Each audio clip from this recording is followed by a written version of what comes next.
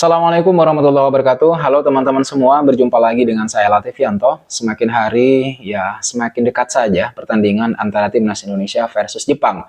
Duel yang menurut saya sangat pantas untuk kita tunggu, bukan hanya karena yang bermain adalah timnas kita, timnas Indonesia, tetapi ini juga karena adalah perang bintang. Di timnas Jepang ada pemain-pemain berkelas, misalnya ada Takefusa Kubo, kemudian ada Mitoma, ada Wataru Endo juga gitu ya, di mana mereka merumput di Liga Inggris. Dan khusus Mitoma, misalnya dalam pertandingan terbaru atau terakhirnya di Liga Inggris, dia berhasil membawa klubnya Brighton mengalahkan Manchester City. Kemudian di Indonesia juga ada pemain-pemain bintang, misalnya seperti Martin Paes, kemudian Justin Hubner, ada juga Jay Itzes, kemudian Calvin Verdong hingga Kevin Dix, dan masih banyak yang lain teman-teman. Meskipun ini tidak bisa kita sebut sebagai perang bintang yang sebenarnya, tapi masih bisa kita lihat bagaimana kualitas timnas Indonesia saat ini untuk kemudian meladeni permainan Jepang nanti di tanggal 15 bulan ini. Pertama, tentu saja kita berharap dengan kekuatan kita yang sekarang, gitu, yang kita miliki sekarang, timnas Indonesia mampu menahan imbang Jepang. Setidaknya begitu. Tidak perlu mulu-mulu untuk kemudian mengalahkan Jepang, karena saya kira hasil imbang itu sudah hasil yang cukup realistis. Meskipun memang harapan tetap harus kita panjangkan tinggi-tinggi, karena siapa tahu harapan kita itu dijawab oleh Tuhan melalui keajaiban di atas lapangan, seperti yang pernah Shin Taeyong sampaikan begitu ya. Seperti yang pernah Shin Taeyong katakan sebelum putaran ketiga dimulai, bahwa kita memang butuh keajaiban untuk lolos dari putaran ketiga. Entah itu lolos langsung ke putaran final Piala Dunia 2026 nanti di Amerika Serikat, Kanada, dan Meksiko, atau masih harus mengikuti babak berikutnya, yaitu putaran keempat begitu.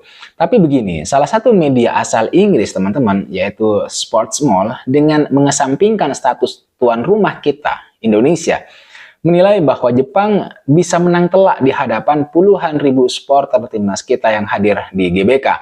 Timnas Indonesia diprediksi tidak akan meraih satupun poin ketika berhadapan dengan Jepang di kandang kita sendiri, menurut media tersebut gitu. Seperti kita ketahui teman-teman, timnas Indonesia akan kembali melanjutkan perjuangan mereka menuju Piala Dunia 2026 itu dengan terlebih dahulu menjamu Jepang pada tanggal 15 November, yaitu sudah tinggal beberapa hari lagi.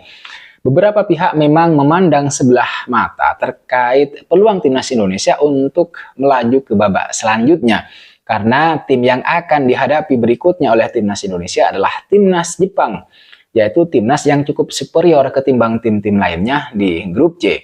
Dari 4 pertandingan yang telah dilakoni, tim Samurai Biru itu mencatatkan 3 kali kemenangan dan hanya sekali imbang, yaitu ketika melawan Australia, sehingga membuat mereka memuncaki klasemen sementara grup C saat ini gitu ya.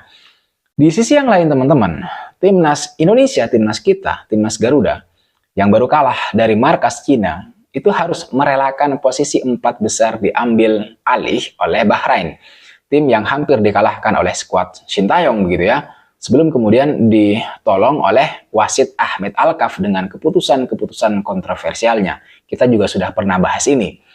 Situasi inilah yang membuat PSSI dan pelatih Shin Taeyong bergerak cepat untuk kemudian menjaga peluang timnas Indonesia agar tetap bisa finish di 4 besar klasemen grup C. Awalnya pelatih Shin Taeyong telah mengumumkan 27 pemain untuk menghadapi Jepang dan Arab Saudi di tanggal 15 dan 19.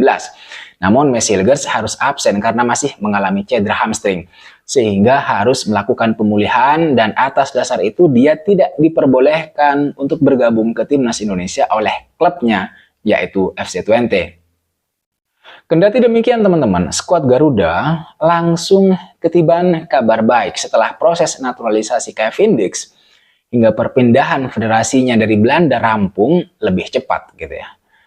Nah, berkaca pada kondisi tersebut, maka Kevin Dix akhirnya bisa langsung bergabung dengan timnas Indonesia saat nanti menjamu Jepang dan juga saat menjamu Arab Saudi di kualifikasi Piala Dunia 2026 putaran ketiga. Kevin Dix ini nanti akan bermain saat melawan Jepang. Itu juga sudah disampaikan oleh Shin Taeyong bahwa 100% Kevin Dix itu bakalan dimainkan nanti saat melawan Samurai Biru atau Jepang. Sportsmall ikut memberikan ulasan bahwa kehadiran Kevin Dix di timnas Indonesia bisa membantu skuad kita, skuad Garuda, skuad timnas Indonesia untuk menjaga asa lolos ke Piala Dunia 2026.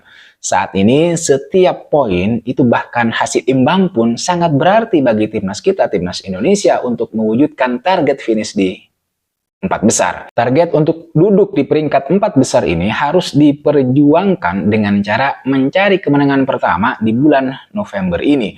Entah saat nanti menghadapi Jepang, Arab Saudi, atau di kedua pertandingan tersebut. Banyak yang bilang mencari kemenangan dari pertandingan melawan Jepang adalah misi yang super sulit dan terkesan tidak masuk akal begitu. Cita-cita yang terlalu tinggi, karena ya kita realistis saja siapa Jepang saat ini dan bagaimana kualitas mereka.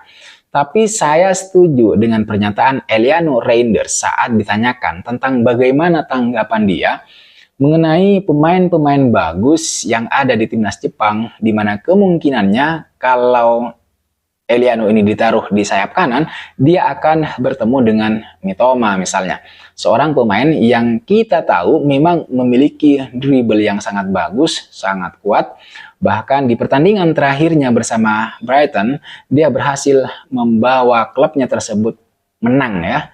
Meraih kemenangan yang heroik atas Manchester City yang diasuh oleh Pep Guardiola. Di mana kita tahu Manchester City ini juga dipenuhi oleh pemain-pemain bintang gitu. Atas pertanyaan itu kemudian Eliano Reinders mengatakan bahwa ya betul bahwa Jepang memang dipenuhi oleh pemain-pemain yang bagus. Tapi dia juga mengaku bahwa dia pemain bagus. Jadi kenapa tidak untuk berduel di atas lapangan bersama pemain Jepang? Ini jawaban yang berkelas bahwa di putaran ketiga sebenarnya tidak ada pengkooptasian ini tim bagus, ini tim jelek. Karena semua tim yang sudah masuk ke putaran ketiga itu berarti sudah tim yang bagus. Dan sesama tim bagus ya tidak harus saling menjatuhkan gitu, harus saling respect. Karena pembuktiannya nanti di atas lapangan. Oleh karena itu teman-teman sekalian, kembali lagi ke target untuk duduk di peringkat 3 atau 4. Maka setiap poin itu menjadi penting bagi timnas Indonesia jika ingin impian untuk ke Piala Dunia itu tetap hidup. Akan tetapi menurut Sportsmall, ambisi timnas Indonesia itu agak terhambat lantaran lawan selanjutnya yang harus dihadapi oleh timnas Indonesia adalah tim kuat Jepang dan Arab Saudi. Menurut media tersebut, Shin Taeyong berharap timnas kita dapat bangkit dari kekalahan, dari ketertinggalan ketika bertanding melawan Cina dan mulai menanjak di klasemen grup. Tetapi mereka maksudnya Indonesia menghadapi tantangan berat dengan pertandingan melawan Jepang dan Arab Saudi. Itu laporan Sportsmall. Artinya di satu sisi timnas kita itu ingin memperbaiki performa, bahkan ingin bangkit dari kekalahan di pertandingan terakhir. Tapi di sisi yang lain Jepang justru sedang di atas angin, meskipun sejumlah pemainnya absen gitu ya. Namun tekad Jepang untuk lolos ke Piala Dunia 2026, artinya ke Piala Dunia ke-8 secara beruntun itu sudah di depan mata.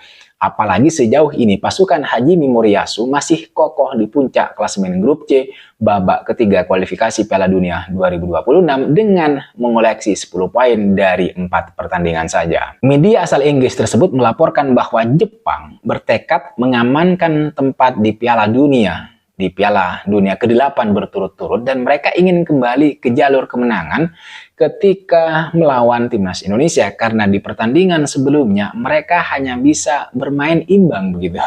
Hanya bisa bermain imbang ketika melawan Australia bahkan di kandang mereka sendiri. Ditambah lagi media tersebut tidak mengesampingkan fakta atau data yang menunjukkan jika tim Samurai Biru pernah berhasil menang di pertemuan terakhirnya atas timnas Indonesia, tepatnya di Piala Asia tahun 2023, di mana saat itu timnas kita memang kalah telak 1-3 dari Jepang. Menengok statistik tersebut, media asal Inggris ini memprediksi kalau timnas Indonesia tidak punya peluang sama sekali untuk menang atas Jepang. Bahkan tidak peduli dengan riuhnya tekanan supporter timnas Indonesia yang diperkirakan akan meneror pemain Jepang saat nanti sedang bertanding. Kita bayangkan 70.000 sampai 80.000 supporter gitu. Bahkan media ini memprediksi kalau Indonesia bakal kalah 3-0 dari Jepang. Media ini juga sesumbar karena di atas kertas Jepang unggul segala-galanya dari timnas kita. Meskipun mereka harus bermain tandang begitu. Tapi prediksi ya hanya tinggal prediksi menurut saya teman-teman. Karena sebelumnya media Inggris yang lain yaitu ESPN juga pernah memprediksi bahwa timnas kita bakalan dibantai habis-habisan oleh Australia di pertandingan yang kedua lalu. Hanya karena Indonesia pernah dibantai 4-0 atau mungkin 4-1 ya gitu saya lupa di babak 16 besar Piala Asia tahun 2023. Dan di atas kertas Australia menang segala-galanya dari timnas kita gitu. Tapi nyatanya prediksi tersebut meleset teman-teman. Timnas Indonesia ternyata mampu menahan imbang Australia dengan skor 0-0. Kita tahu Australia adalah sudah berkali-kali bermain di Piala Dunia. Dan sekarang Sportsmall juga memprediksi hal yang sama. Hanya karena fakta-fakta di Piala Asia tahun 2023 dan ranking FIFA. Padahal kekuatan Indonesia saat ini itu sudah bertambah, sudah berbeda. Kekuatannya bukan terletak pada supporter, meskipun itu salah satunya teman-teman, melainkan kekuatan tambahan kita dan yang menjadikan timnas kita berbeda dari Piala Asia tahun 2023 adalah pemain keturunan yang terus didatangkan. Di mana ada beberapa pemain, mungkin 6-7 pemain yang di Piala Asia tahun lalu itu belum ada atau belum bergabung dengan timnas Indonesia. Artinya kondisinya sekarang sudah berbeda dan kita sangat menantikan duel seru antara timnas Indonesia versus Jepang ini. Apakah prediksi media asal Inggris ini akan meleset atau tidak? Tentu saja kita harus menunggu hasilnya di tanggal 15 nanti. Oke teman-teman sekalian, saya kira itu yang bisa saya bahas, yang bisa saya ketengahkan ke kalian semua. Terima kasih sudah menonton video ini sampai selesai. Dan terima kasih juga buat kalian yang sudah subscribe, buat kalian yang sudah memberikan kritik, saran, dan masukannya. Jangan lupa like, comment, dan subscribe. I'll see you pada next video.